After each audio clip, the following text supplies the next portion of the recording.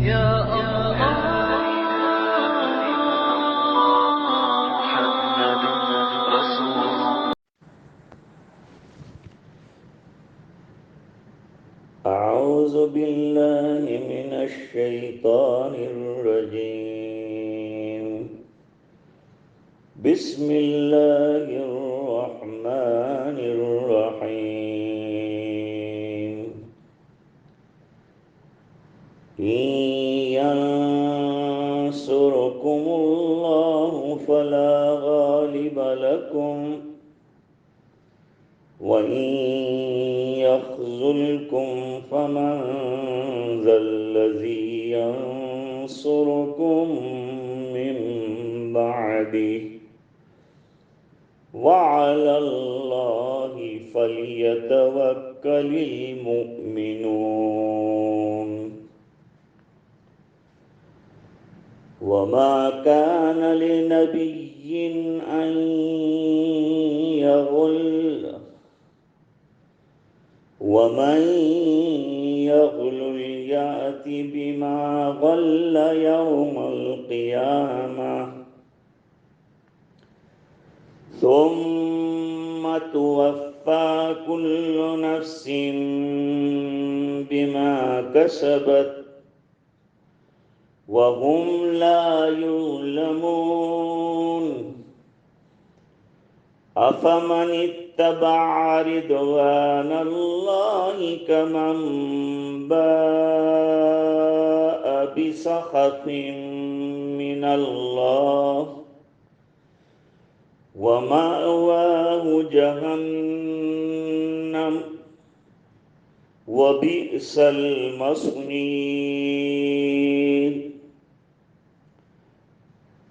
هم درجات عند الله والله بصير بما يعملون. صدق اللہ العظیم.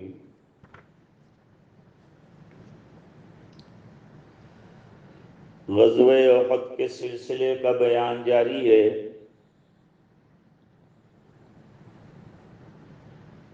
کل تو حضور پاک صلی اللہ علیہ وسلم کے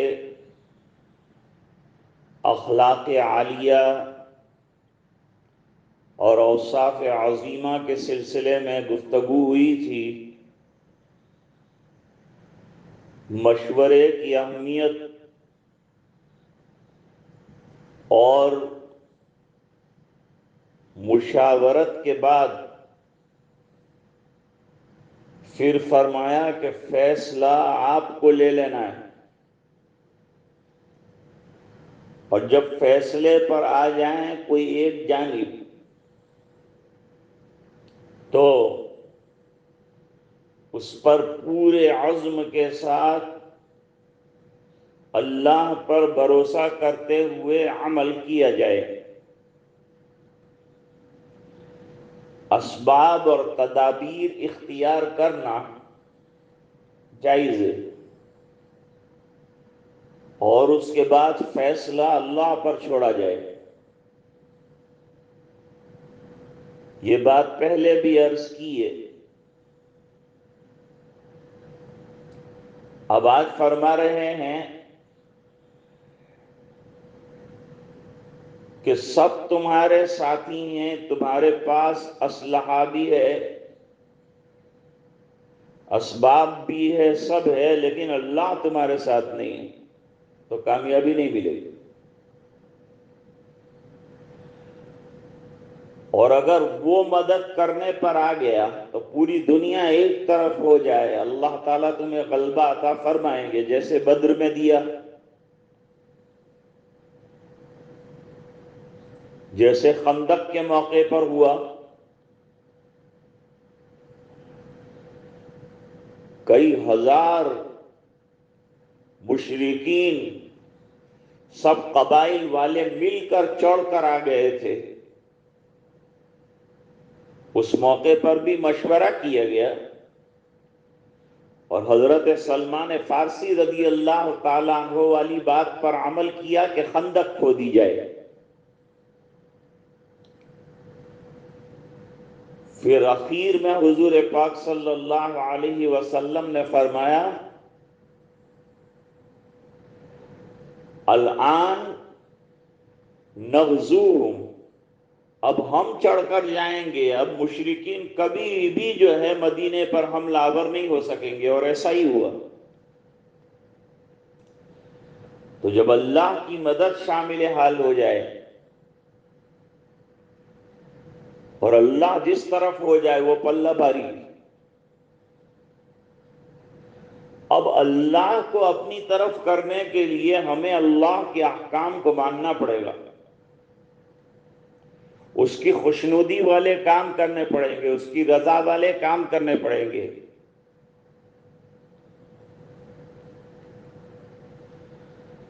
اور اگر وہ ناراض ہو گیا تو آج ہم حال دیکھ ہی رہے ہیں کہ کیا ہے. کوئی پاسا جو ہے سیدھا نہیں پڑ رہا، کسی کروٹ چین سکون نہیں آ رہا، سب تدبیریں بیکار ہوتی جا رہی ہیں. اور اس کو ڈھانکنے کے لیے ایک پر ایک تدبیر کرتے ہیں، فیل ہوتی جاتی ہیں. وہ قاعدہ بیان کیا. قرآن کریم ضابطوں اور قاعدوں کی کتاب ہے.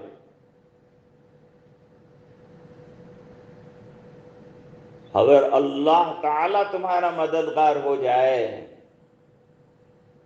فلا غالب لکم، تو پھر تمہارے اوپر کوئی غلبہ نہیں پا سکتا. اور اگر وہ تمہیں ناکام کرنے پر آ جائے تمہاری غلطیوں کی وجہ سے، تمہاری نافرمانیوں کی وجہ سے،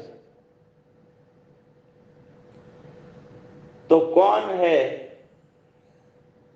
کہ اللہ ہرانے پہ آئے اور تم جیت لو جنگ؟ وہ ناکام کرنے پر آئے اور تم کامیاب ہو کر دکھا دو. اس لیے اللہ کے احکام، سرکار کے ارشادات کی تابع داری کے ساتھ کامیابی ہے.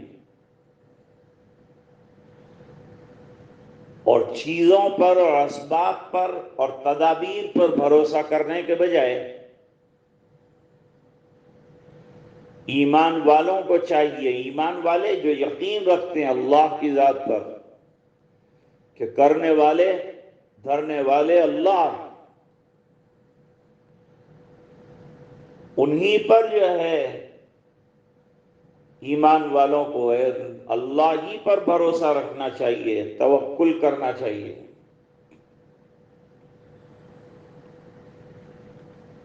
یہ سبق تو گزشتہ سے پیوستہ تھا. اب اخلاق عالیہ میں حضور پاک صلی اللہ علیہ وسلم کے چند چیزیں بیان کی تھیں.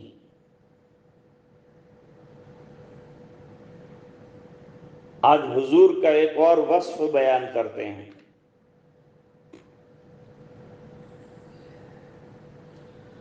آپ خوش خلق ہیں، نرم گو ہیں، نرم گفتار ہیں، نرم مزاج ہیں، جس کی وجہ سے صحابہ کرام آپ کے ارد گرد جمع ہیں،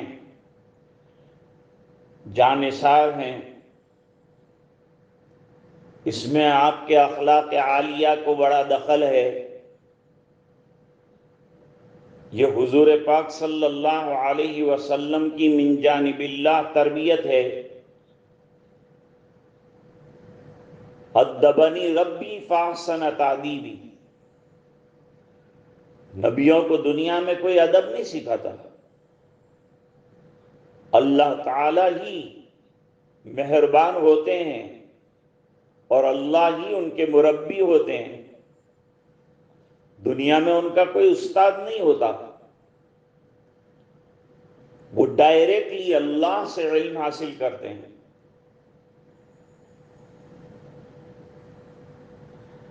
آج آپ صلی اللہ علیہ وسلم کے اخلاقی پہلو میں ایک اور اضافہ جس کو بیان کیا جا رہا ہے، وہ کیا ہے کہ جس طرح نبی یہ تمام اخلاق اور اوصاف کا حامل ہوتا ہے، اس طرح وہ امین اور دیانتدار بھی ہوتا ہے۔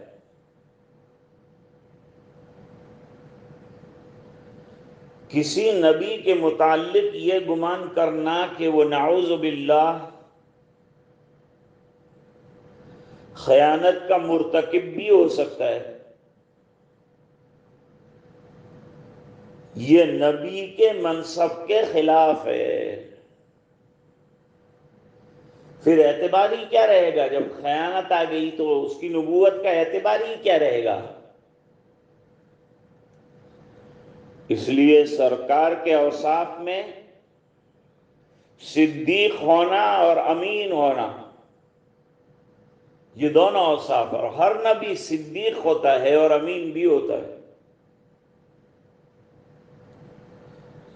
اللہ کا نبی معصوم عن الخطایا ہے، وہ امت کے لیے بہترین نمونہ ہوتا ہے، لہذا وہ کسی غیر اخلاقی فعل کا مرتکب نہیں ہو سکتا۔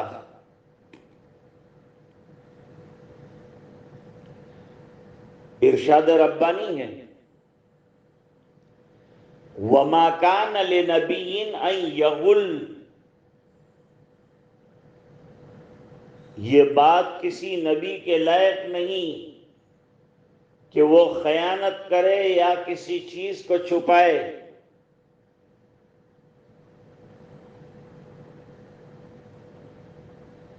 غلول دونوں چیزوں کے لیے بولا جاتا ہے، خیانت کے لیے اور غنیمت کی کوئی چیز چھپا لینے کے لیے۔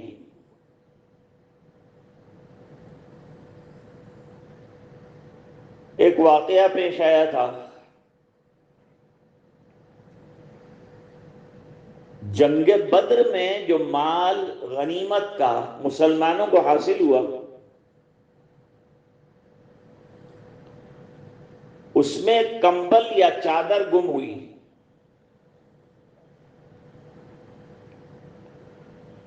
اس کے متعلق لوگوں نے الگ الگ خیالات کا اظہار کیا۔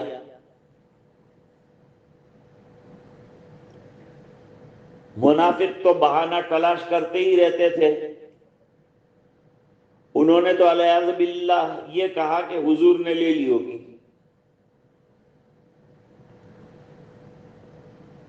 ان کے تو مزاج میں شرارت ہے۔ البتہ کسی مسلمان نے اگر یہ کہا کہ شاید آپ صلی اللہ علیہ وسلم نے اپنے استعمال کے لیے رکھ لی ہو، تو وہ یہ سوچ کر کہا ہوگا کہ آپ صلی اللہ علیہ وسلم کو غنیمت کے مال میں سے کچھ بھی لینے کا حق حاصل ہے، اس مکمل حق کے ماتحت یہ لی ہوگی، تو اس نے تو صاف دل سے یہ بات کہی تھی۔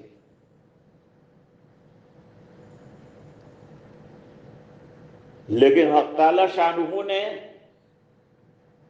بڑی سختی کے ساتھ اس کی تردید فرمائی اور لوگوں کو خبردار کیا کہ تمہارے نبی اخلاق کے بڑے اونچے مقام پر فائز ہے، لہذا ایسا گمان بھی مت کرنا کہ مسلمانوں کی اطلاع کے بغیر خود بخود کوئی چیز اپنے لیے رکھ لے گا۔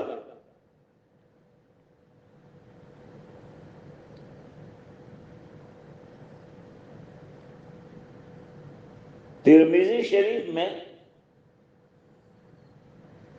حضور پاک صلی اللہ علیہ وسلم کی حدیث مبارکہ ہے ان اللہ لا يقبل صلاة بغیر طہور ولا صدقۃ من غلول،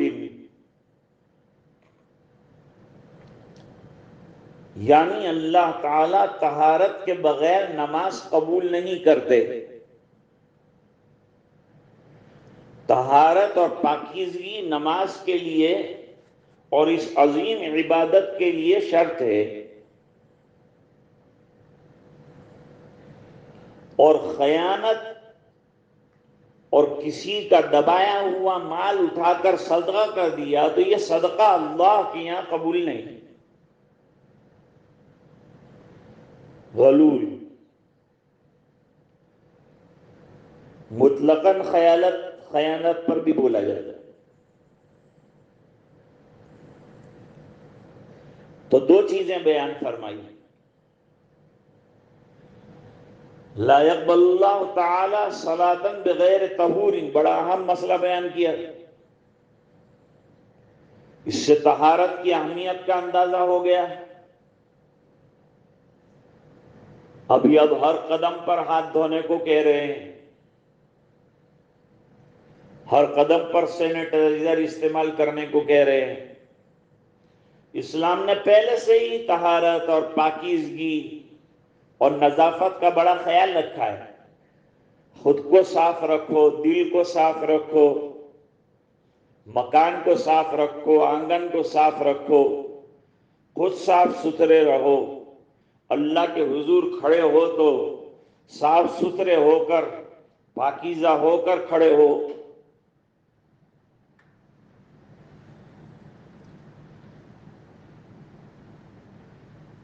حضور پاک صلی اللہ علیہ وسلم نے فرمایا،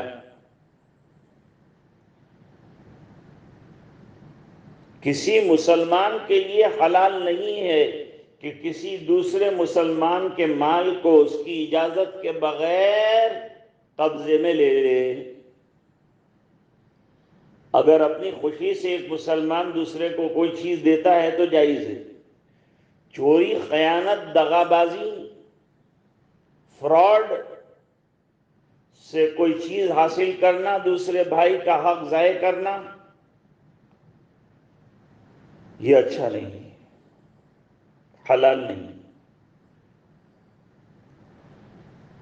آج کل خیانت عام ہے، اور خاص طور سے اوقاف کی چیزوں میں بڑی آسانی سے پراپرٹیز میں، جائیدادوں میں کرنے والے خیانت کر لیتے ہیں، اللہ کا ڈر نہیں۔ مساجد کا، مدارس کا، سب ذمہ داروں کا بڑا اہم مسئلہ رہے گا۔ ایک ایک پائی کا حساب رکھنا چاہیے، اور ہمارا مال لگ جائے تو کوئی بات نہیں، لیکن خیانت نہیں ہونی چاہیے، اس کا خیال رکھنا چاہیے۔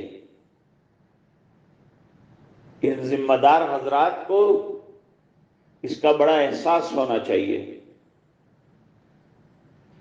اللہ فرماتے ہیں ان اللہ یامرکم ان تؤدوا الامانات الی اہلہا، امانتوں کا بڑا پاس و لحاظ کرو اور اس کے جو مستحقین ہیں اور جو اہل ہیں وہاں خرچ کرو، اور اس کا حساب کتاب بھی پورا رکھو۔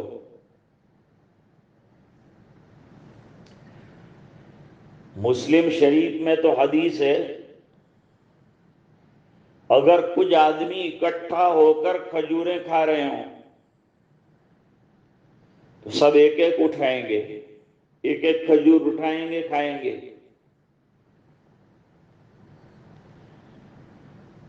اب یہ دوسرے کے لیے جائز نہیں ہے کہ ایک ساتھ دو دو تین تین منہ میں ڈال لیں، سب ایک لے رہے ہیں، آپ بھی ایک لیجئے۔ ایک تو یہ بات ہے۔ ہاں، اگر دو لینے سے ساتھی ناراض نہیں ہوتے، بطیب خاطر اجازت دیتے ہیں، تب تو الگ بات ہے۔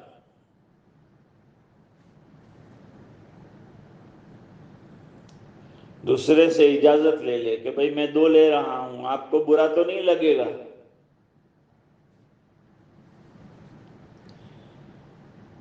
ترمذی شریف میں غزوہ خیبر کے موقع کا ایک واقعہ نقل کیا ہے۔ حضور پاک صلی اللہ علیہ وسلم کا ایک غلام تھا کرکرا، وہ جنگ میں مارا گیا تو حضور کا خادم تھا، خدمت کرتا تھا رات دن۔ لوگوں نے کہا کہ اس کے لیے شہادت مبارک ہو۔ اس پر حضور پاک صلی اللہ علیہ وسلم نے فرمایا کلا، ہرگز نہیں، میں تو اس کے اوپر جہنم میں ایک چادر بھڑکتی ہوئی دیکھ رہا ہوں۔ اصل میں کرکرا نے ایک چادر لی تھی غنیمت کے مال میں سے، شاید یہ سوچ کر کہ حضور پاک صلی اللہ علیہ وسلم کو بتا دوں گا، لیکن وقت موت آ پڑا اور بتا نہ سکا، تو یہ چادر خیانت میں چلی گئی۔ شہید ہونے کے باوجود جنت کے اندر مرتبہ نہ مل سکا۔ یہ بات سن کر صحابہ کرام اتنے خوفزدہ ہوئے، اتنا خوفزدہ ہوئے کہ میدان کارزار میں ایک تسمہ جوتے کا جس کی کوئی حیثیت نہیں ہوتی وہ بھی لا کے حضور کے پاس جمع کرا دیا، اور آپ صلی اللہ علیہ وسلم نے فرمایا کہ اگر رکھتے تو شراکن فی النار اور شراکان فی النار،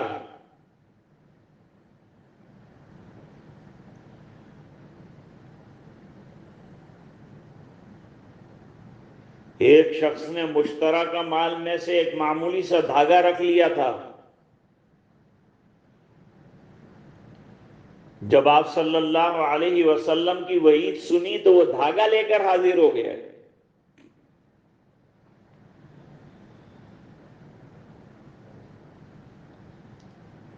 آپ نے فرمایا اب تو مال تقسیم ہو چکا، اس لیے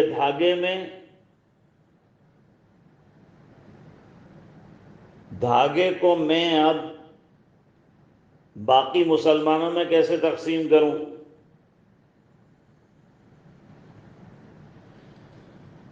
ترمذی شریف میں حضرت ثوبان رضی اللہ تعالی عنہ سے روایت نقل کی ہے،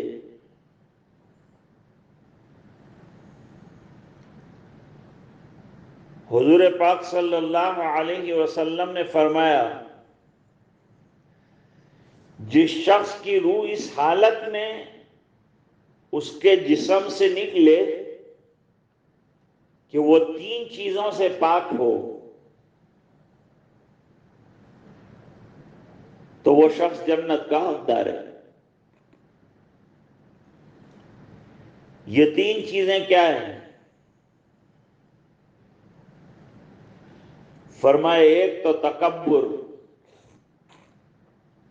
تکبر جس کو ہم بڑائی کہتے ہیں، پراؤڈ کہتے ہیں،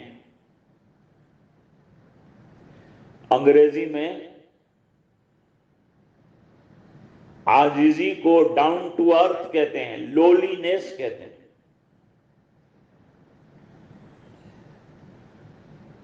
تکبر کیا ہے؟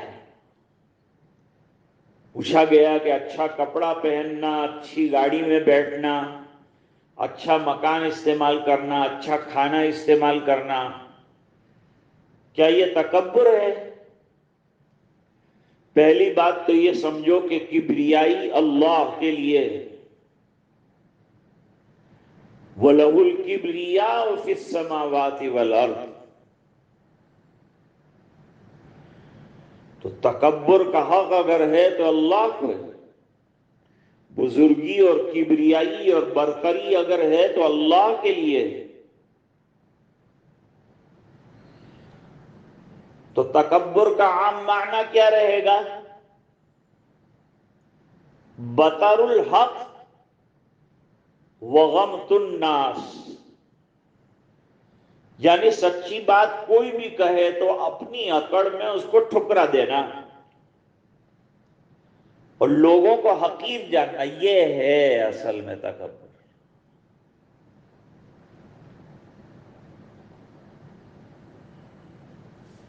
اپنی طاقت، قوت، دولت، اقتدار، قومیت، ان تمام کی بنیاد پر دوسروں سے اپنے آپ کو اونچا ماننا، دوسروں کو اپنے مقابلے میں حقیر سمجھنا، سچی بات ٹھکرا دینا، یہ ہے تکبر۔ یہ بری چیز ہے، اللہ کو یہ پسند نہیں ہے۔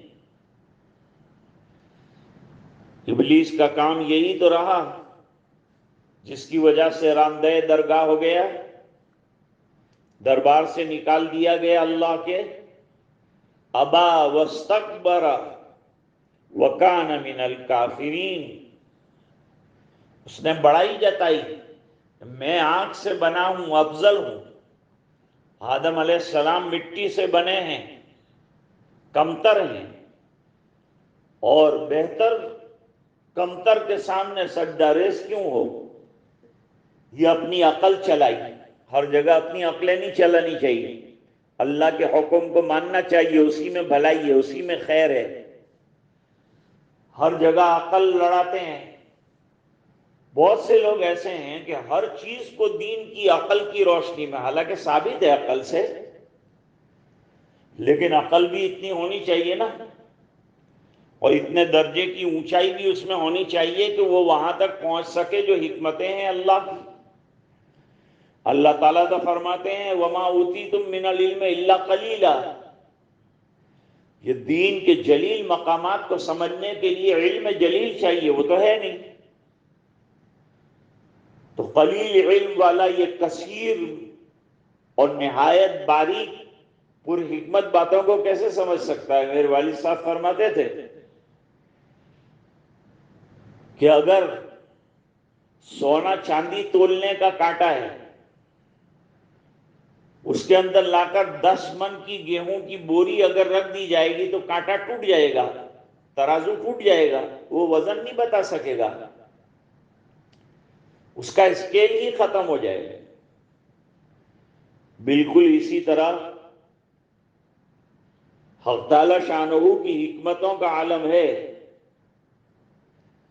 کہ اس کی حکمتوں کے سامنے ہمارا یہ باریک ترازو عقل کا بیکار ہے۔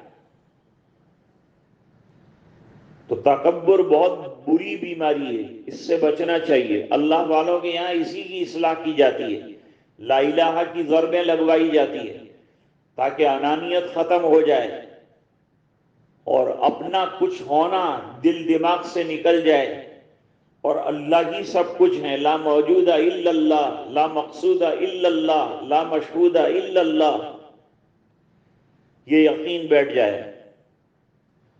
اس لیے حضرت جی مولانا یوسف صاحب رحمۃ اللہ علیہ فرماتے ہیں ہر چیز کے اندر اللہ کے ہونے کو اتنا کہو کہ اپنا ہونا بیچ میں آئے نہیں۔ جو کرتے ہیں اللہ کرتے ہیں، میں گیا اللہ کے فضل سے گیا، میں آیا اللہ کے فضل سے آیا۔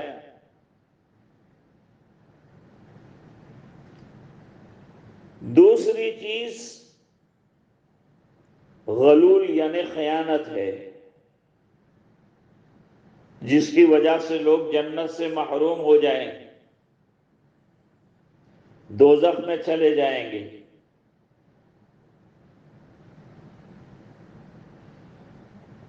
اور خیانت خواہ مال غنیمت میں ہو یا مطلق خیانت ہو، یہ بھی بری خصلت ہے۔ تیسری چیز جو اہم ہے، حدیث میں بیان ہوئی، بری ہے، وہ قرضہ ہے۔ کسی شخص کے ذمے قرضہ نہیں ہونا چاہیے، مرنے سے پہلے قرضہ چکانا چاہیے۔ زندگی کی آخری سانس لے رہا ہے، اور حالت یہ ہے کہ قرضے کے بوجھ تلے دبا ہے۔ قرض دوسرے کا حق ہوتا ہے جسے لازماً واپس لوٹانا چاہیے، اسے ادا کیے بغیر جان نہیں بچ سکتی، آخرت میں پکڑا جائے گا۔ لوگ عورتوں کا مہر بھی معاف کرا دیتے ہیں، زبردستی دیتے نہیں ہیں ان کو۔ ہاں، خود بخود خوشی سے عورت معاف کر دے تو دوسری بات ہے، لیکن بڑے بڑے مالدار اس چکر میں رہتے ہیں کہ عورت سے مہر معاف کرا لے۔ ارے تیرے پاس پیسے کی کیا کمی ہے؟ مہر دینے میں کیا تو چھوٹا ہو جاتا ہے؟ کیا تیری ناک کٹتی ہے؟ یہ تو اس کا حق ہے، رات دن اس کے ساتھ رہا، بسا، کھایا پیا، اس سے دنیا بھر کی خدمت لی، اور مہر بھی نہیں دینا چاہتا۔ وَآتُوا النِّسَاءَ صَدُقَاتِهِنَّ نِحْلَةً، عورتوں کی جو مہر ہے اس کو خوشی کے ساتھ دے دو۔ پہلے تو حضور مقروض کا جنازہ ہی نہیں پڑھاتے تھے، فرماتے تھے صلو علی صاحبکم، تم پڑھ لو، میں نہیں پڑھوں گا، میں نہیں پڑھاؤں گا صلاۃ جنازہ۔ کوئی ذمہ داری لے لے تاکہ حضور میں قرضہ چکا دوں گا تو پھر پڑھاتے تھے آپ نماز۔ پھر بیت المال وسیع ہوا تو حضور نے فرمایا جو مقروض ہو مجھے بتا دے کہ اس کا کوئی قرضہ ادا کرنے والا نہیں ہے تو ہم ادا کریں گے، اور پھر حضور نماز بھی پڑھاتے تھے۔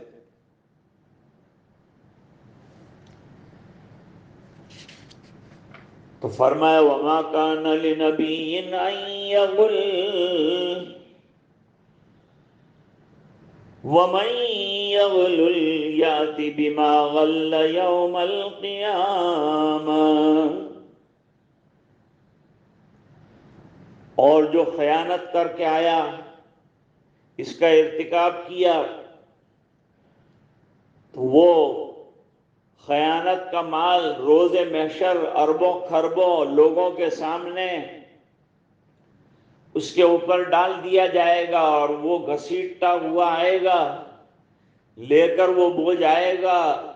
جانوروں میں خیانت کی ہوگی تو جانور چیخ رہے ہوں گے، لوگ دیکھ رہے ہوں گے اور کہیں گے کہ یہ خائن شخص ہے۔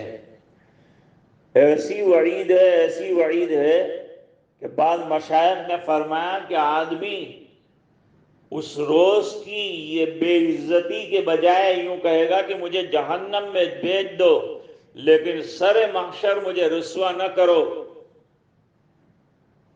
جہنم میں چلے جانا پسند کرے گا، لیکن یہ رسوائی برداشت نہیں کر پائے گا۔ حضور نے ایک شخص کو عامل بنایا تھا،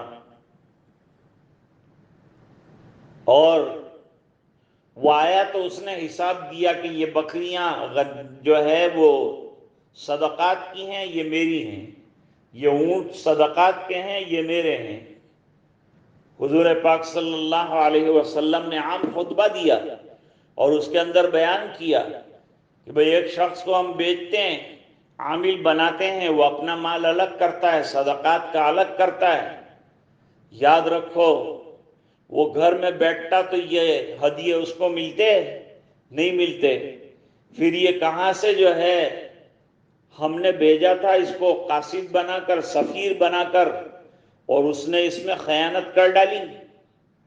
تو قیامت کے دن جتنے اونٹ ہیں، بکریاں ہیں، سب اس کی گردن پر لاد کر جو ہے ڈالا جائے گا، اور مجھ سے سفارش کرنے کو کہے گا تو میں کہہ دوں گا کہ دنیا میں میں نے اس کی وعید کو بیان کر دیا تھا، لہذا اب تیری سفارش کرنے کا بھی کوئی سوال پیدا نہیں ہوتا۔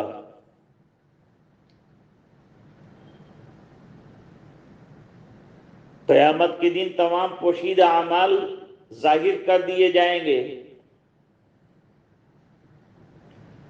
اور ہر ایک کو اس کے عمل کے مطابق پورا پورا بدلہ دیا جائے گا۔ اللہ تعالیٰ کے یہاں ظلم کا معاملہ نہیں ہے، وہاں فضل ہے یا عدل ہے۔ آگے اللہ تعالیٰ فرماتے ہیں ایک شخص اللہ تعالیٰ کی رضا اور خوشنودی میں کام کر رہا ہو، جان نچھاور کر رہا ہو، اور ایک وہ جو اللہ کے حکموں کو توڑ رہا ہو، ناراض کر رہا ہو، دونوں برابر ہو سکتے ہیں؟ اللہ تعالیٰ نے اپنے یہاں درجات رکھے ہیں، ہم درجات عند اللہ، اللہ تعالیٰ کے یہاں سب کے اپنے اپنے درجات ہیں، جیسے اعمال ہیں اس کے مطابق درجات ہیں، دونوں برابر نہیں ہو سکتے، ایک اللہ کو راضی کرنے والا، ایک اللہ کو ناراض کرنے والا۔ جیسے اندھا اور بینا دونوں برابر ہو سکتے ہیں، اندھیرا اور اجالا دونوں برابر ہو سکتے ہیں، ظالم اور عادل برابر ہو سکتے ہیں، اور عالم اور جاہل برابر ہو سکتے ہیں، روشنی اور اندھیرا دونوں برابر ہو سکتے ہیں۔ اس طرح اللہ کو راضی کر کے اعمال کرنے والا اور اللہ کی رضا اور خوشنودی کے لیے کام کرنے والا، وہ اور وہ جو اللہ کو ناراض پہ ناراض کرتا جا رہا ہے، وہ دونوں عند اللہ برابر نہیں ہو سکتے ہیں۔ دونوں کے اندر بون بعید ہے، فرق ہے۔ اللہ تعالیٰ نے وَلِكُلٍّ دَرَجَاتٌ مِّمَّا عَمِلُوا، ہر شخص کے درجات اس کے عمل کے مطابق رکھے ہیں، اور اسی کے مطابق اس کا معاملہ وہاں کیا جائے گا۔ بعض لوگ جنت کے عالیشان مرتبوں پر ہوں گے، بعض نہایت پستی میں ہوں گے۔ واللہ بصیر بما یعملون، اللہ تعالیٰ اپنی مخلوق کو اور ان کے اعمال کو برابر دیکھ رہا ہے، اس کا علم ہر چیز پر احاطہ کیے ہوئے ہے، لہذا وہ اعمال کے مطابق جزا اور سزا کا فیصلہ کرے گا۔ آگے بڑی اہم آیت آ رہی ہے، انشاءاللہ زندگی باقی ہے تو کل اس کی تفصیلات آپ کے سامنے انشاءاللہ رکھی جائیں گی۔ اللہ تعالی ہم سب کو فہم قرآن نصیب فرمائے اور قرآن کریم کی تفسیر کو سمجھنے کی توفیق عطا فرمائے، اور اس کا ذوق ہمارے اندر پیدا فرمائے۔ بیانوں کے سننے کا عام ذوق ہے، اس میں دلچسپ واقعات، اشعار وغیرہ پڑھے جاتے ہیں تو لوگوں کی دلچسپی جو ہے وہ ہوتی ہے۔ دلچسپی ہی کے لیے سب کام کیا جائے یہ ضروری نہیں ہے، کچھ کام ہمیں اپنے اعمال کو دیکھتے ہوئے اور کچھ کام ہمیں اپنی آخرت کو مد نظر رکھتے ہوئے کچھ باتیں ہمیں سننی چاہیے۔ کام کی باتیں ہو تو ان پر کان دھرنا چاہیے، غور کرنا چاہیے۔ قرآن کریم غور و فکر کی چیز ہے اور تفصیل طلب کتاب ہے، اس کی تشریحات پیش کی جاتی ہیں علماء کی طرف سے، ان کو اپریشیشن ملنا چاہیے اور ان کا حوصلہ افزائی ہونی چاہیے تاکہ ان کو بھی قرآن کریم سمجھانے میں مزہ آئے اور وہ آپ کے سامنے اچھی اور نفیس اور عمدہ باتیں جو ہے وہ پیش کریں، انشاءاللہ بڑا فائدہ ہوگا۔ بسم اللہ الرحمن الرحیم۔ اللہم لک الحمد کلہ ولک الملک کلہ ولک الشکر کلہ والیک یرجع الامر کلہ علانیتہ وسرہ۔ اللہم اجرنا من النار یا مجیر، اللہم اجرنا من النار یا مجیر، اللہم اجرنا من النار یا مجیر۔ اللہم صلی علی سیدنا محمد وعلی آل سیدنا محمد وبارک وسلم۔ ربنا آتنا فی الدنیا حسنہ وفی الآخرۃ حسنۃ وقنا عذاب النار وادخلنا الجنۃ مع الابرار یا عزیز یا غفار۔ اللہم انا نسألک الہدی والتقی والعفاف والغنی، نسألک العافیہ فی الدنیا والآخرہ۔ اللہم اعتق رقابنا من النار، اللہم اعتق رقاب آبائنا وامہاتنا وازواجنا وذریاتنا من النار۔ اللہم اجعلنا وتقا شہر رمضان، اللہم انکا عفو تحب العفو فاعف عنا۔ اے اللہ ہمارے گناہوں کو معاف فرما، کوتاہیوں سے درگزر فرما۔ اللہ مسجدوں کے دروازے ہمارے لیے کھول دے، اے اللہ کرم کے فیصلے فرما دے، اے اللہ ہمارے گناہوں پر نظر نہ فرما، اپنی شان کریمی کو دیکھتے ہوئے اللہ ہماری لغزشوں کو درگزر فرما دے۔ اللہ گناہوں کے سمندر میں ڈوبے ہوئے ہیں، اللہ غوطے کھا رہے ہیں، بغیر تیرے فضل کے اور کرم کے کچھ نہیں ہو سکتا۔ اللہ کرم کی بھیک دے دے، اللہ مغفرت کے فیصلے فرما دے۔ اللہ نجات من النار کا یہ عشرہ چل رہا ہے، بڑے قیمتی دن راتیں چل رہی ہیں، اللہ اس میں کچھ کرنے دھرنے کی ہمیں توفیق عطا فرما۔ جو داد و رئیس صدقات وغیرہ کیے ہیں اللہ انہیں قبول فرما، جو عبادتیں کی ہیں تلاوتیں کی ہیں کر رہے ہیں اسے قبول فرما، اس کی لغزشوں کو درگزر فرما، حفاظ کا پڑھنا قبول فرما، اور اس میں کوئی حق کے اندر کمی رہ گئی ہو تو اس کو درگزر فرما۔ تیری کتاب کا حق ادا کرنے کا کون دعویٰ کر سکتا ہے؟ اے اللہ جو ٹوٹا پھوٹا ہو رہا ہے اسے قبول فرما لے، اور حفظ کے سلسلے کو جاری ساری فرما دے، مدارس مکاتب کی حفاظت فرما اور اسے جلدی جاری فرما۔ اے اللہ تیرے گھر کے دروازے کھول دے، اور جو بند ہیں واپس سے اللہ ہمیں سجدہ ریز ہونے کی گھر میں سعادت سے بہراور فرما دے، مالا مال فرما دے، بیماروں کو شفا عطا فرما دے، اس وبا سے اور بلا سے اللہ پوری دنیا کو نجات عطا فرما دے، اور اے اللہ ہمیں اچھے کاموں کی توفیق عطا فرما دے۔ رمضان کے بعد بھی جیسے ابھی اعمال صالحہ انجام دیے جا رہے ہیں ایسے ہی کرنے کی توفیق عطا فرما دے۔ یہ لاک ڈاؤن کا سلسلہ اللہ جلدی ختم فرما دے، عافیت خیر کے ساتھ دنیا اپنی چول پر دوبارہ آ جائے، اس کی غیب سے شکلیں پیدا فرما دے۔ اے الہ العالمین جو بیمار ہیں انہیں شفا عطا فرما، اور جو دنیا سے چلے گئے ایمان پر جنت میں اعلیٰ اور بالا مقام عطا فرما۔ اے اللہ یہ دعائیں اپنے فضل و کرم حبیب پاک صلی اللہ علیہ وسلم کی برکت سے قبول فرما، برحمتک یا ارحم الراحمین۔